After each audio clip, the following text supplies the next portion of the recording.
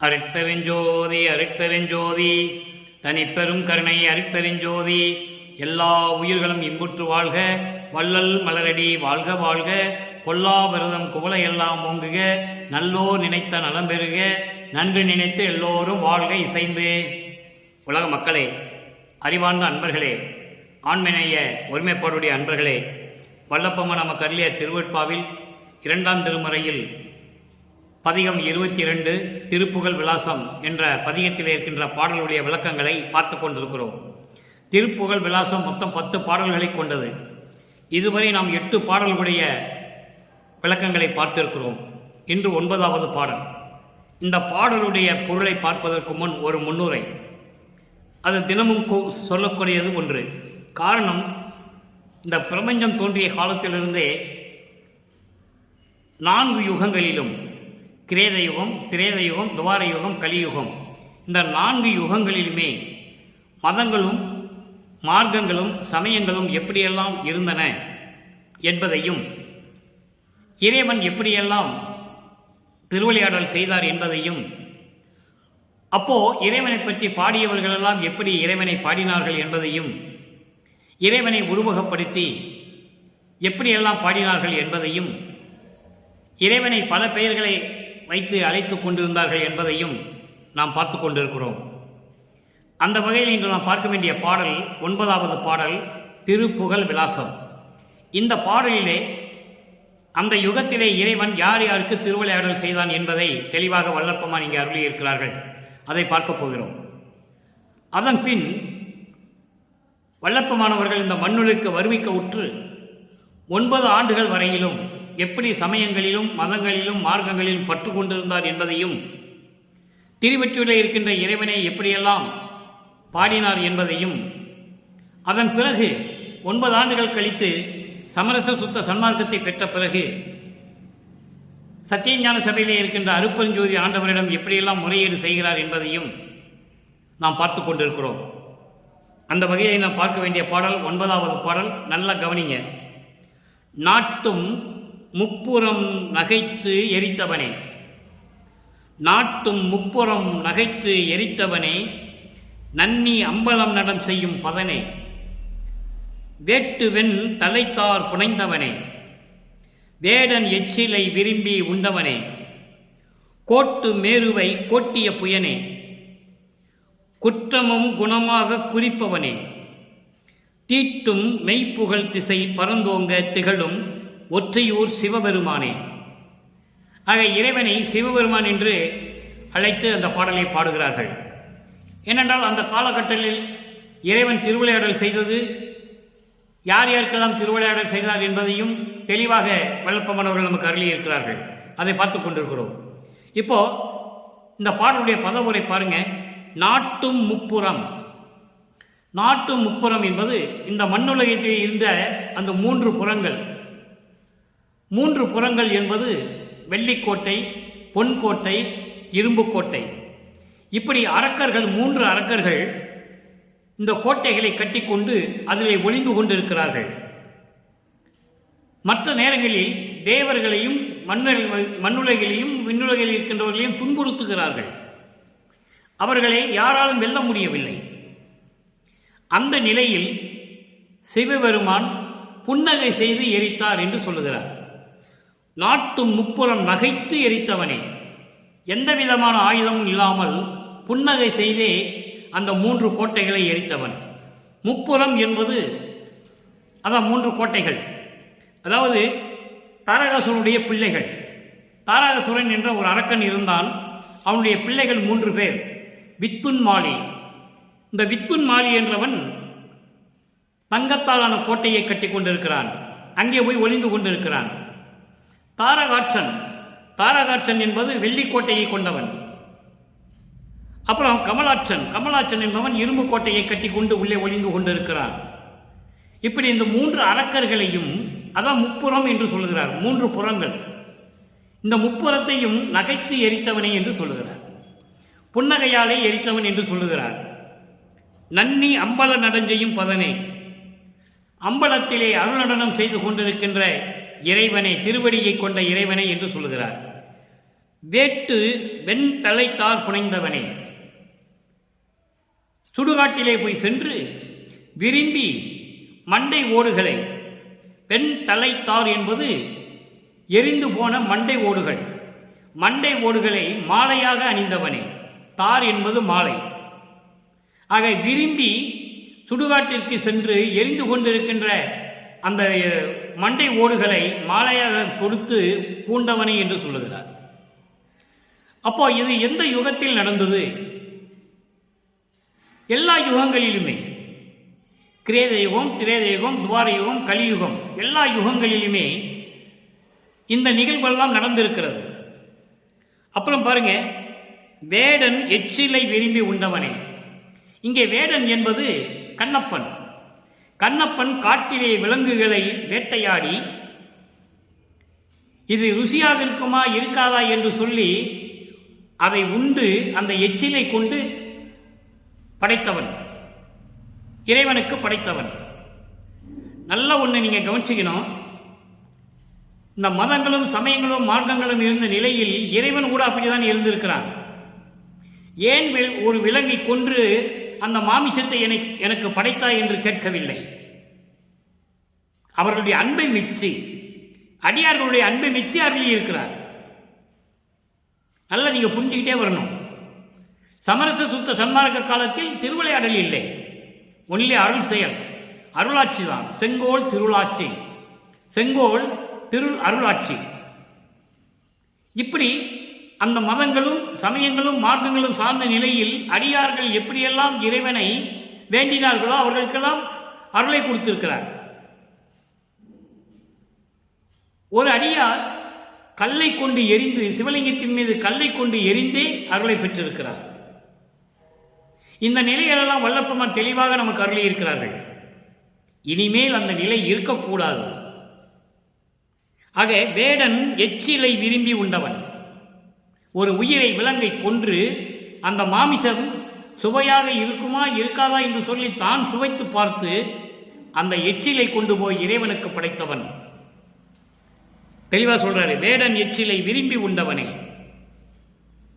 கோட்டு மேருவை கோட்டிய புயனே. கோட்டு மேருவை என்பது இமயமலை. இமயமலையை கோட்டிய என்பது வளைத்த, இமயமலையை வளைத்த இறைவனே, தோள்கள் உடையவனே. புயனே என்பது வலிமைமிக்க தோள்களை உடையவன். இப்போ நீங்க 1ஆம் திருமுறையிலிருந்து 5ஆம் திருமுறை வரைக்கும் இந்த மாதிரி நிகழ்வுகள் எல்லாம், இந்த திருவிளையாடல்கள் எல்லாம் வல்லற்பெருமான் கூறியிருப்பார். அருப்பெருஞ்சோதி ஆண்டவர் பிறகு வடலூரிலே சத்தியஞான சபையிலே இருக்கின்ற அருப்பெருஞ்சோதி ஆண்டவரிடம் முறையீடு செய்யும்போது இதெல்லாம் இருக்காது.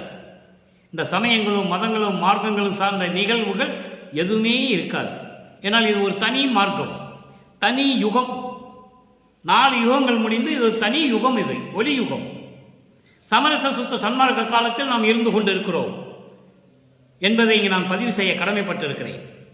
ஆக கோட்டு மாறுவை கோட்டிய புயனே, இமயமலையை வளைத்த வலிமை கொண்ட தோள்களை உடைய இறைவனே, குற்றங்களை எல்லாம் குணமாக எண்ணுபவனே, நான் செய்த குற்றங்களை எல்லாம் குணமாக கொண்டவனே, தீட்டும் மெய்ப்புகழ் திசை பரந்தோங்க திகழும் ஒற்றியூர் சிவபெருமானே,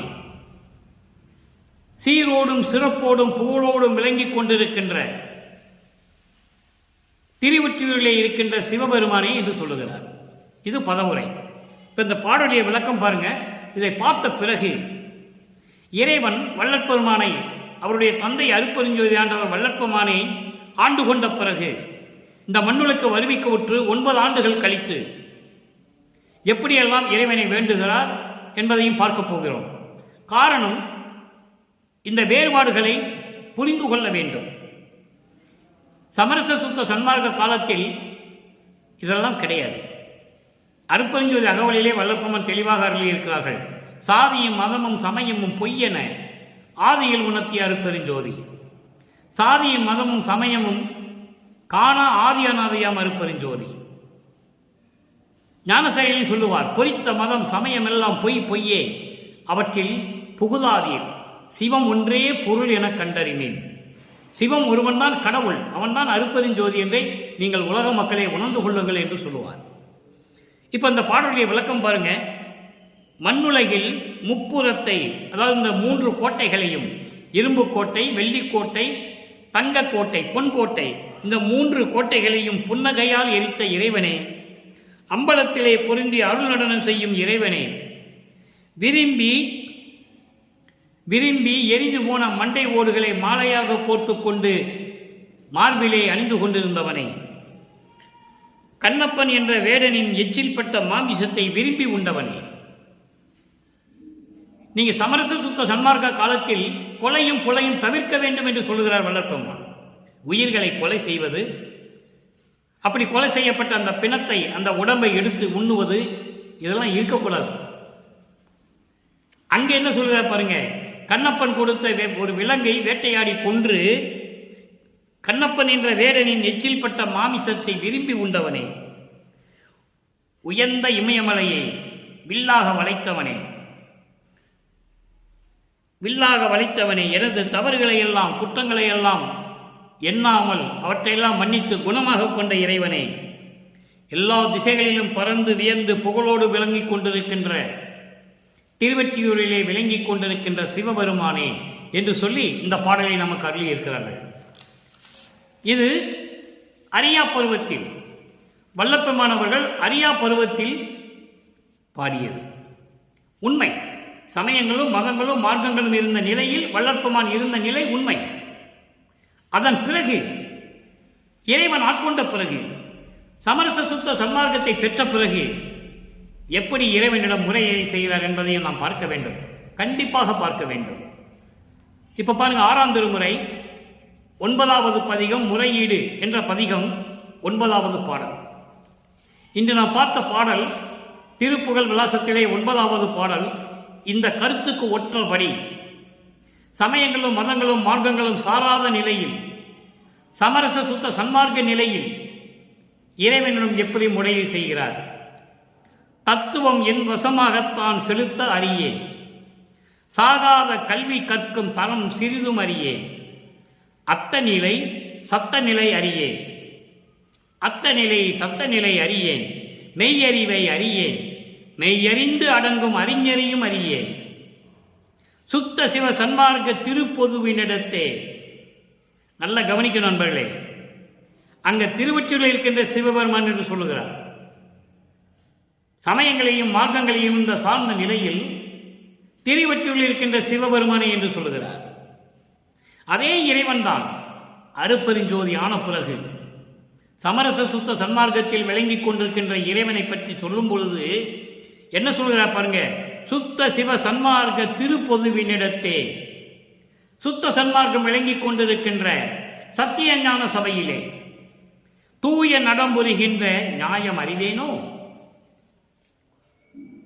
தூய நரம்புரிகின்ற நியாயம் அறிவேனோ, எத்துணையும் குணம் அறியேன், எங்கனம் நான் புகுவேன், யாருக்கு உரைப்பேன், என்ன செய்வேன், ஏதும் அறிந்திலேனே. இது பாடல். இப்ப இந்த பாடலில் இருக்கின்ற பொருளை பாருங்க. தத்துவங்களை எல்லாம் கடந்து என் வசமாக்கிக் கொள்ளக்கூடிய அந்த தன்மையை ஒரு சிறிதும் நான் அறியவில்லை. நான் அறியேன். சாகாத கல்வி கற்கும் முறையையும் நான் அறியேன். இதை இந்த சாகாத கல்வியை கற்கும் முறையை நான் அறியேன் என்று சொல்லும் பொழுது, சாகா கல்வியை எப்படி கற்றுக்கொள்ள வேண்டும் என்று தெரியவில்லை என்று சொல்லும் பொழுது, தந்தை மகனுக்கு எப்படி சாகா கல்வி கற்றுக் கொடுத்தார் என்ற ஒரு பாடலை இங்கு நான் நினைவுபடுத்த விரும்புகிறேன். நாராயணனும் நான்முகனும் நறுமுறும் எனவே ஞான திரு அமுதம் அளித்தாய், நானும் உண்டு துண்ணவே சாகா கலையை கற்றுத்தந்த தயவையே சாற்றுக்கரியே. தெளிவாக சொல்லுவார். அங்கே சாகா கல்வியை எனக்கு கற்றுக் கொடுத்து விட்டாய் என்று சொல்லுவார். இங்கே முறையீடு செய்கிறார். சாகா கல்வியை தெரிந்து கொள்வதற்கான வழிமுறையும் எனக்கு தெரியவில்லை. அத்தநிலை சத்தநிலை. அத்தநிலை என்பது கடவுள் நிலை. அத்தன் என்பது அப்பா என்ற அர்த்தம். சமரச சுத்த சன்மார்க்க வேண்டுகோளிலே வரும் ஒரு வரி, அத்தா நான் வேண்டுதல் கேட்டு அறிபுரிதல் வேண்டும், வேண்டுவதெல்லாம் கேட்டு அருள் புரிதல் வேண்டும் என்று சொல்லுவார். அத்தன் என்பது தகப்பன். தகப்பன் என்பவன் கடவுள், அருப்பெருஞ்சோதி. அந்த நிலை கடவுள் நிலை. சரியை கிரியை யோகம் என்ற 12 நிலைகளை கடந்து 13வது நிலையிலிருந்து ஞானசரியை தொடங்குகிறது. ஞானசரியை, ஞானக்கிரியை, ஞானத்தில் யோகம், ஞானத்தில் ஞானம், 16வது நிலை ஞானத்தில் ஞானம். அதுதான் அத்த நிலை. அத்த நிலை என்பது கடவுள் நிலை. கடவுள் நிலை என்பது சிவநெறி நிலை. அந்த நிலையில் சத்த நிலை. சத்த நிலை என்பது ஆன்மா நிலை. ஆன்மா என்பது இயற்கை உண்மையின் விளக்கம். அந்த இயற்கை உண்மை விளக்க கடவுள் தான் அருட்பெருஞ்சோதி. அந்த சத்த நிலை, அத்த நிலை அறியேன், மெய்யறிவை அறியேன். மெய்யறிவை அறியேன். அறிவு என்பது வேறு, மெய்யறிவு என்பது வேறு. ஞானம் என்பது வேறு, மெஞ்ஞானம் என்பது வேறு. அறிவு என்பது தெரிந்து கொள்வது. ஒரு பொருளை பார்த்த உடனே அந்த பொருளை தன் அறிவால் அறிந்து கொள்வது. ஆனால் மெய்யறிவு அப்படி அல்ல. மெய்யறிவு என்பது நடந்தது, நடந்து கொண்டிருப்பது, நடக்கப் போவது எல்லாவற்றையும் அறிவதுதான் மெய்யறிவு. அந்த 3 நிலைகளிலும் இருக்கின்றவர் வள்ளற்பெருமான் என்பதை இங்கே நான் சுட்டிக்காட்ட விரும்புகிறேன். அப்படி அந்த அறிவையும் என்னால் அறிந்து கொள்ள முடியவில்லை. மெய் அறிந்து அடங்கும் அறிஞரையும் அறியேன். அப்படிப்பட்ட மெய்யறிவை அறிந்து தெரிந்து கொண்டு மோட்ச வீட்டை அடைந்த, மேல்நிலையை அடைந்த அறிஞர்களையும் நான் அறியேன். சுத்த சிவ சன்மார்க்க திருப்பொதுவினிடத்தே தூய நலம் புரிகின்ற நியாயம் அறிவேனோ. சுத்த சிவ சன்மார்க்கம் விளங்கிக் கொண்டிருக்கின்ற சத்தியஞான சபையிலே தூய நடம் புரிகின்ற, அருள் நடனம் புரிந்து கொண்டிருக்கின்ற உன்னுடைய தன்மையை நான் அறிவேனோ, அந்த நிலையை நான் அறிவேனோ. எத்துணையும் குணம் அறியேன். எனக்கு சிறிதளவு கூட என்னுடைய குணம் நல்ல குணமா என்று எனக்கு தெரியவில்லை. எங்கனம் நான் புகுவேன், நான் எங்கே போவேன், யார்கிட்ட போய் சொல்லுவேன், யாருக்கு உரைப்பேன், என்ன செய்வேன், ஏதும் அறிந்தில்லேனே என்று சொல்லுகிறார். நான் யார்கிட்ட போவேன்? உன்னை தவிர நான் யாரையும் எனக்கு தெரியாதே. உன்னை மறக்கவும் மாட்டேன், மற்ற தெய்வங்களை மதிக்கவும் மாட்டேன். தெளிவா சொல்லுவார். என்றே மெய் கண்ட நான் மற்ற பொய் கண்ட தெய்வங்களை மேவுவேனோ என்று சொல்லுவார். ஏனென்றால் அவர்களெல்லாம் தத்துவத்தினுடைய தலைவர்கள், பதத்தலைவர்கள், கர்த்தாக்கள், அவ்வளவுதான். அப்போ அந்த எத்துணையும் குணம் அறியேன். அந்த குணங்களை, நல்ல குணங்களை கூட எனக்கு இல்லை. அதை எப்படி பெறுவது என்று கூட எனக்கு தெரியவில்லை. நான் எங்கே செல்வேன், யாரிடம் போய் சொல்லுவேன், எதுவும் எனக்கு தெரியவில்லையே, ஏதும் அறிந்திலேனே என்று சொல்லுகிறார். அடுத்து ஒரு முறையீடு பாருங்க. பதிகம் 14 சிற்சபை விளக்கம். அங்கே திருவொற்றியூரிலே சிவபெருமான் என்று சொல்லுகிறார். சமரச சுத்த சன்மார்க்கம் பெற்ற பிறகு சிற்சபை விளக்கத்துக்கு எப்படி வருகிறார் பாருங்க. சிற்சபையில் இருக்கின்ற இறைவனைகளை எப்படி விளக்கி சொல்லுகிறார். அதுவும் 9வது பாடல். அதுவும் 9வது பாடல். 2ஆம் திருமுறையில் இருக்கின்ற 9வது பாடலுக்கு 6ஆம் திருமுறையில் இருக்கின்ற 9வது பாடல் கருத்தோடு இணைகிறது. பத்தியம் சிறிதும் உற்றிலே. பத்தியம் சிறிதும் உற்றிலே. பத்தியம் என்பது விரதம், விரதம் என்பது நோன்பு, இறைவனை நினைத்து தவம் இருப்பது. பத்தியம் சிறிதும் உற்றிலே. எனக்கு அது கொஞ்சம் கூட கிடையாது. உன்பால் பக்தி ஒன்றில்லை. உன்மேல் எனக்கு பக்தி இல்லை, ஒரு பக்தியும் எனக்கு கிடையாது. நீ உன்பால் பக்தி ஒன்றில்லை. பக்தி என்பது பக்தி. பரமா நின் கருணை மத்திய பெற வந்து நிற்கின்றேன். பரமனே, பரம்பொருளே, பிரபஞ்சத்தின் சுயமாக தோன்றிய இறைவனே, ஆதியும் அந்தமெல்லாம் தோன்றிய இறைவனே, அருட்பெருஞ்சோதியே. அதான் பரமா என்று சொல்லுகிறார். பரமா நின் கருணை மத்தியம் பெற வந்து நிற்கின்றேன். உன்னுடைய கருணையினுடைய வரத்தை பெறுவதற்காக. மத்தியம் என்பது வரம், வரம் என்பது அருளை பெறுவதற்காக. கருணை என்னும் அருளை பெறுவதற்காக உன் முன்னால் வந்து நின்று கொண்டிருக்கிறேன், வந்து நிற்கின்றேன். வள்ளலே, கடவுளே, உன்றன் மனக்குறிப்பு அறியே. உன் மனத்தில் என்ன இருக்கிறது என்பதை பற்றி எனக்கு தெரியவில்லை. என்னை பற்றி உன் மனதில் என்ன நினைத்துக் கொண்டிருக்கிறாய் என்று எனக்கு தெரியவில்லை. எத்தி எத்தி அஞ்சலை என அருளாயேல் ஏழையேன் உயிர் இழப்பன் உன் ஆணை.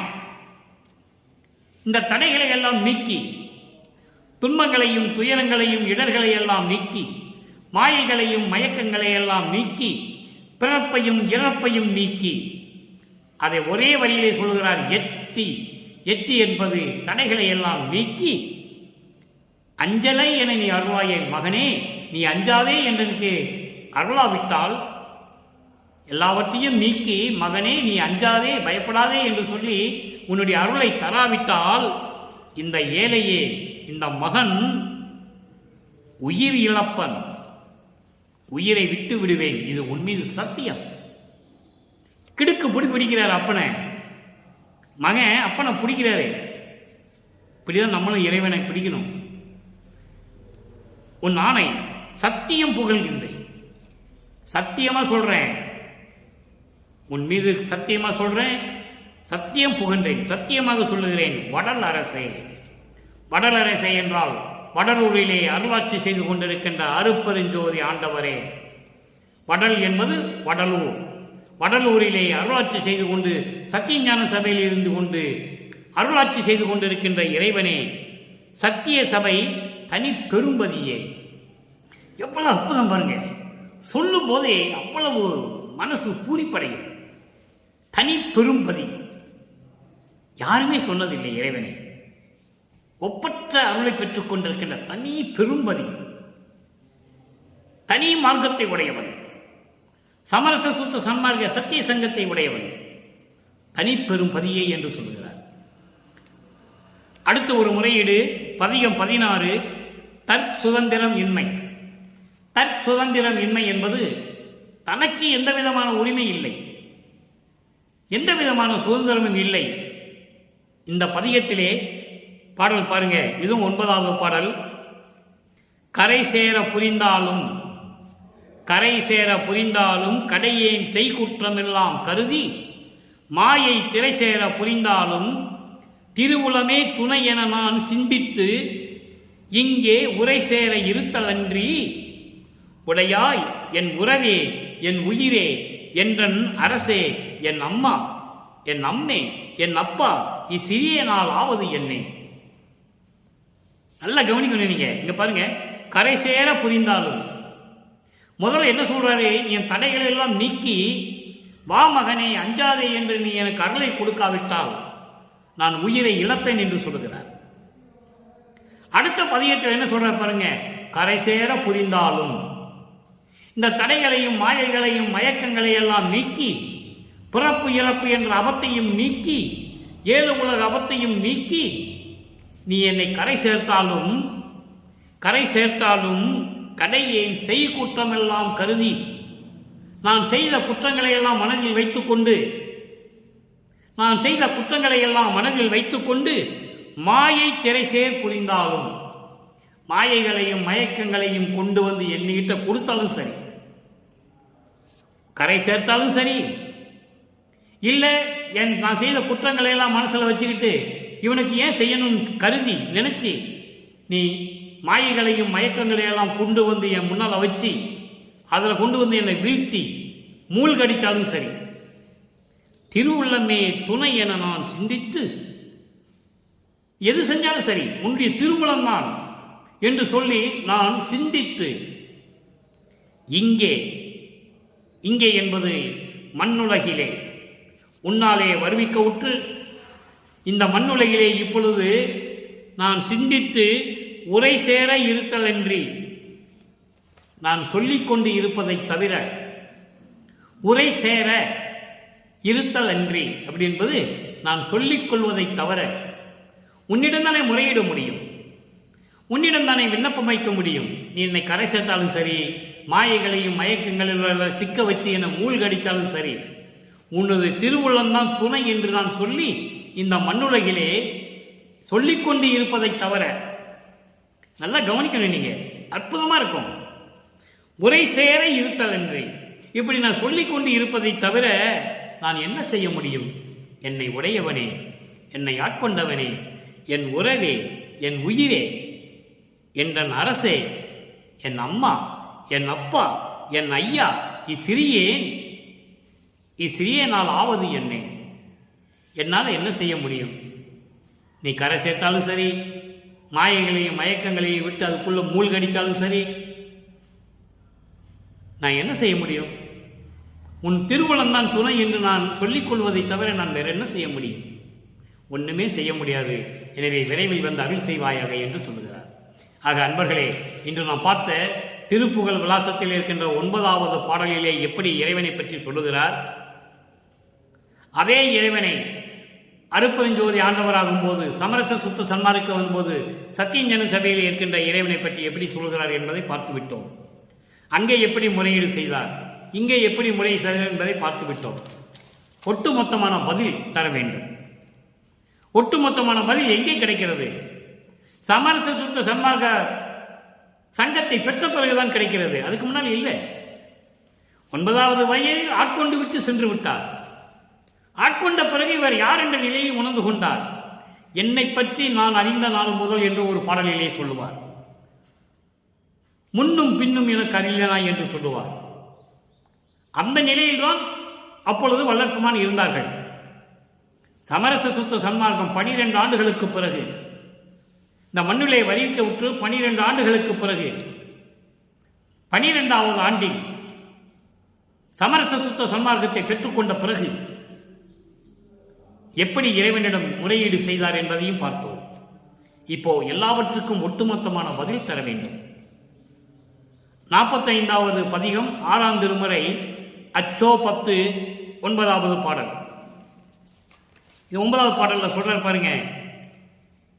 எண்ணலை வேறு இரங்கலை, எண்ணலை வேறு இரங்கலை நின் எண்ணமெல்லாம் தருகின்றோ இன்னே என்று என் கண் நிரம்ப ஒளிகாட்டி கருத்தில் அமர்ந்து இருக்கின்ற கருத்தன் தன்னை. அற்புதமான ஒரு நிகழ்வு இது அன்பர்களே, நல்லா கவனிங்க. அதாவது நீ வேறு நினைக்க வேண்டாம் மகனே. அங்கே முறையீடில் என்ன சொல்லுகிறார்? எல்லாவற்றையும் எட்டி உதைத்து தடைகளை எல்லாம் நீக்கி எனக்கு அருளாவிட்டால் நான் உயிரை இழப்பேன், இது சத்தியம் உன் மீது என்று சொல்லுகிறார். அதுக்கப்புறம் இறைவன் மகனிடம் வந்து அஞ்சாதே மகனே என்று சொல்லி எப்படி அருளை தருகிறார் என்பதை சொல்லுகிறார். மகனே, நீ வேறு எதுவும் நினைக்க வேண்டாம். என்னலை வேறு, நீ வேறு எதுவும் நினைக்க வேண்டாம், கவலைப்படாதே. இறங்கலை, கவலைப்படாத மகனே, நீ வேறு எதுவும் நினைக்க வேண்டாம். நீ எண்ணமெல்லாம் தருகின்றோம். நீ என்ன நினைத்தையோ எல்லாற்றையும் தருகின்றோம். நான் எல்லாவற்றையும் தருகின்றேன்.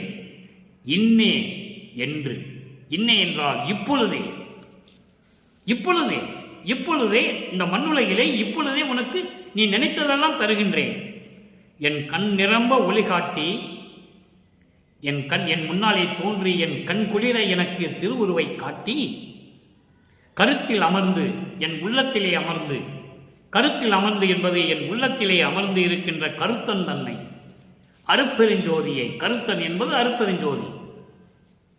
அந்த அருப்பெருஞ்சோதியை, புண்ணியனை, உள்ளத்தூரும் புத்தமுதை, புத்தம் புதிய அமுதை, உள்ளத்திலே ஊறுகின்ற புத்தமுத அமுதை, மெய் இன்பப் பொருளை, மெய் இன்பப் பொருள், இயற்கை உண்மை விளக்க கடவுள், இயற்கை உண்மையாக பேரின்பமாக இருக்கின்ற கடவுள், பெருங்கருணையோடு இருக்கின்ற கடவுள். அதான் சொல்லுகிறார் மெய் இன்பப் பொருள். அப்படி இயற்கை உண்மை விளக்க கடவுளாகிய அருப்பெருஞ்சோதி ஆண்டவரை, என் அண்ணலை, எனது இறைவனை, எனது தலைவனை, சமரச சுத்த சன்மார்க்க சத்திய சங்கத்தின் தலைவன் அருப்பெருஞ்சோதி. வள்ளற்பெருமான் அவர்கள் பொதுச் செயலாளர். ஒரே பொதுச் செயலாளர் தான், போட்டியே கிடையாது. நிரந்தர பொதுச் செயலாளர், அவர் நிரந்தர தலைவர்.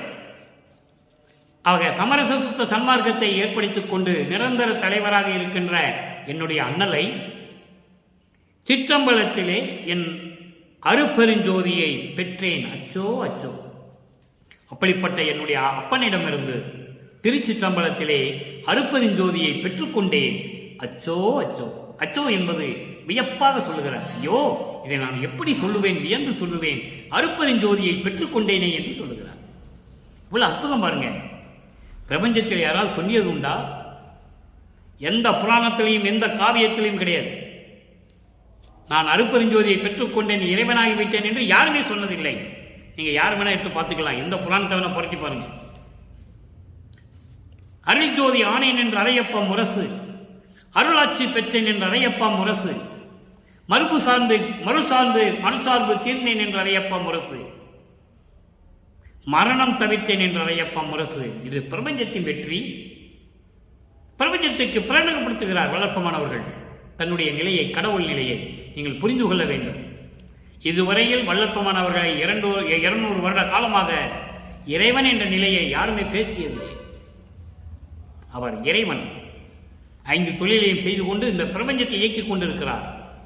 30/1/1874 இரவு 12 மணியிலிருந்து சதாசிவத்தினரிடமிருந்து 5 தொழில்களையும் வாங்கி தன் மகனுக்கு முடிசூட்டி எல்லாமே திருவருட்பாவில் கண்ட உண்மை. இதை யாராலும் மறுக்க முடியாது. அப்படிப்பட்ட இறைவன் அருட்பெருஞ்சாண்டவர் சொல்லுகிறார். அருட்பெருஞ்சாண்டவரிடம் வல்லற்பெருமான் பெற்றதை சொல்லுகிறார். அருட்பெருஞ்சோதியை பெற்றேன், அச்சோ அச்சோ என்று சொல்லுகிறார். அடுத்து பாருங்க, பதிகம் 51 பெறா பேரு, 9வது பாடல். 9வது பாடல் இன்று நாம் பார்த்த திருப்புகழ் விலாசம் 2ஆம் திருமுறையில் இருக்கின்ற பாடல்களுடைய விளக்கம் 6ஆம் திருமுறையில் கிடைக்கிறது. அடி யாது என்று அறிந்து கொள்ளற்கு அரும் பெரிய நிலையே. ஒரே வரிதான், எவ்வளவு பிரபஞ்சத்தின் உண்மையை பாருங்க. அடி யாது என்று அறிந்து கொள்ளற்கு அரும் பெரிய நிலையே. உன்னுடைய திருவடி எங்கே இருக்குது என்று தெரிந்து கொள்ள முடியாத அளவிற்கு இருக்கின்ற பெரிய நிலையே, அருட்பெருஞ்சோதியே, கடவுள் நிலையில் இருக்கின்ற அருட்பெருஞ்சோதியே. அப்போ அடி யாது என்று அறிந்து கொள்ள முடியாமல் இருந்தது யாரு? விண்ணுலகத்தில் இருக்கின்றவர்கள், குறிப்பாக திருமால் அடியை தேடியும் பிரம்மன் முடியை தேடியும் செல்லுகிறார் என்ற விளக்கத்தை நாம் பல இடங்களிலே நான் விளக்கம் தந்திருக்கிறேன். இறைவனுடைய திருவடியை பார்ப்பதற்கு முன் திருவடியை பார்ப்பதற்காக பன்றி உருவம் எடுக்கிறார். அதெல்லாம் விளக்கம் நம்ம பார்த்திருக்கிறோம். நெடுமாலும் நெடுநாள் நேடியும் கண்டறியாத பூம்பாதங்கள் என்று சொல்லுவார். பன்றி உருவம் கொண்டு பன்றி என நெடுநாள் விரும்பி கூட இறைவனை பார்க்க முடியவில்லை. அதே மாதிரி பிரம்மனும் அன்னப்பறவையை சென்று முடியை பார்க்க செல்லுகிறான், பார்க்க முடியவில்லை. இதை வல்லற்பெருமான் திருவருட்பாவிலே ஒரு இடத்தில் அழகாக சொல்லுவார்.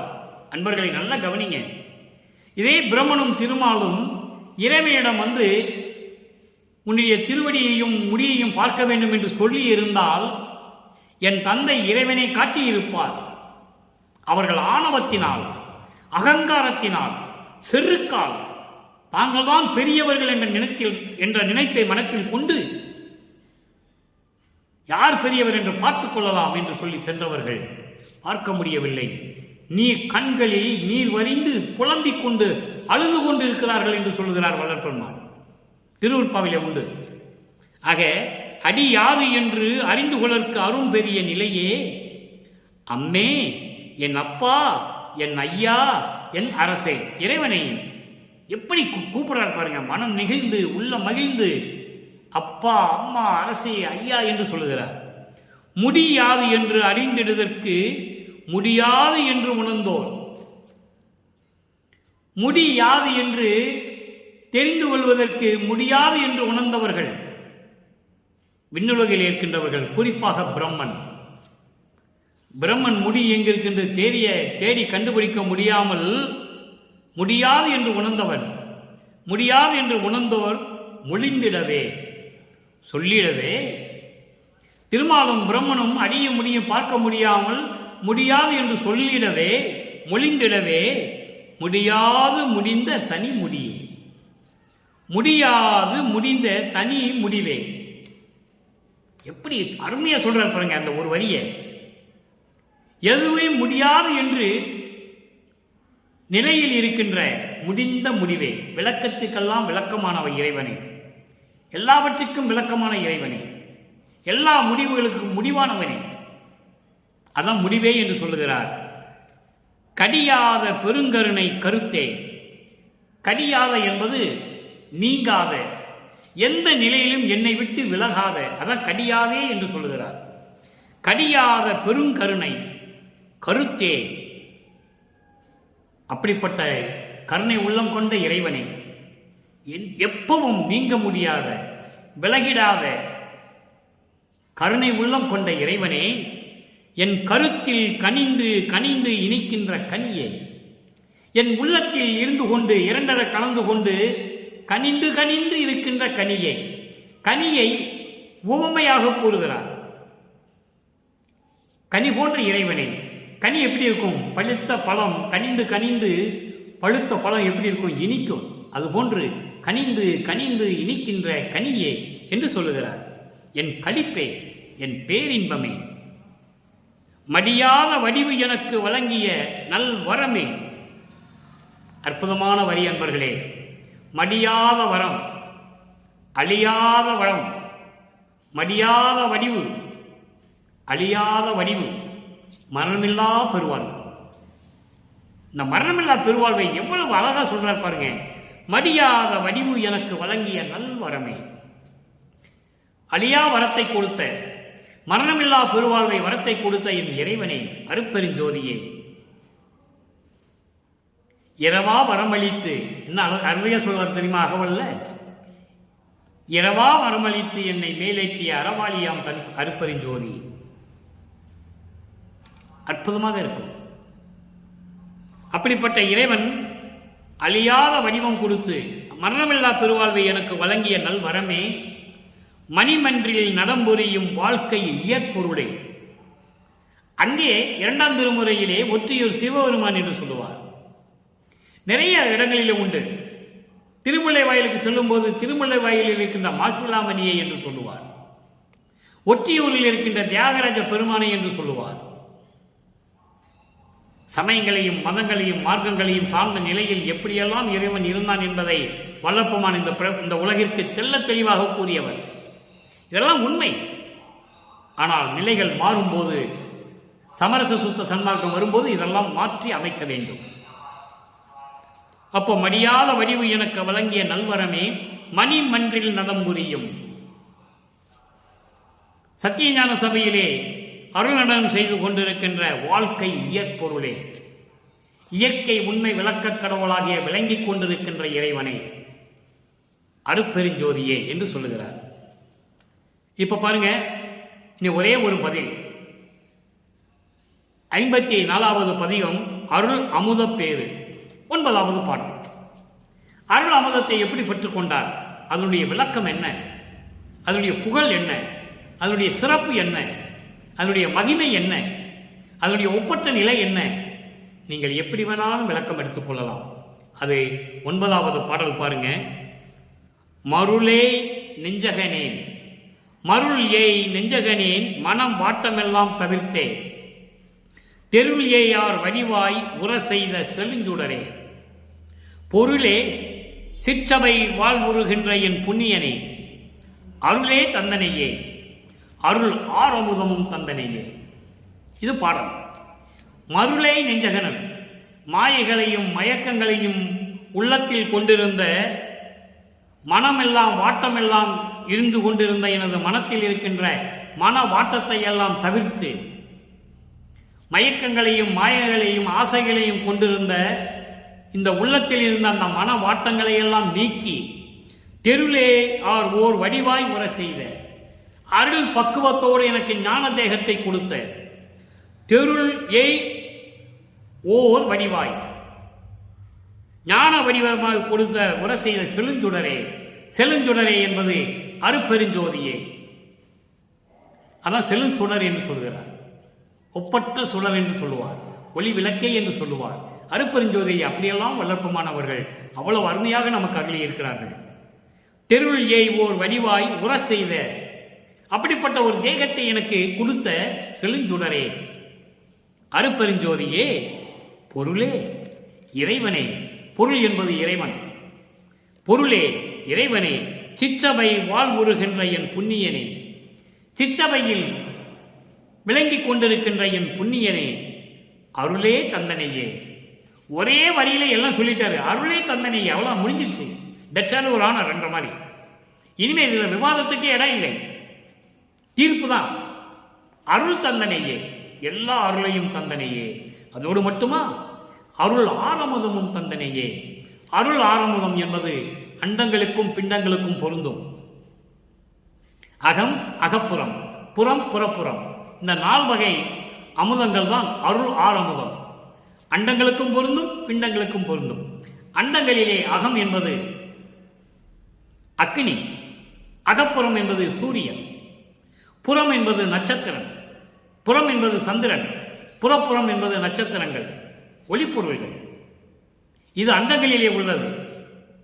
பிண்டங்களிலே அகம் என்பது ஆன்மா, அகப்புறம் என்பது ஜீவன், புறம் என்பது அந்த கரணங்கள், மனம், சித்தம், புத்தி, அகங்காரம்.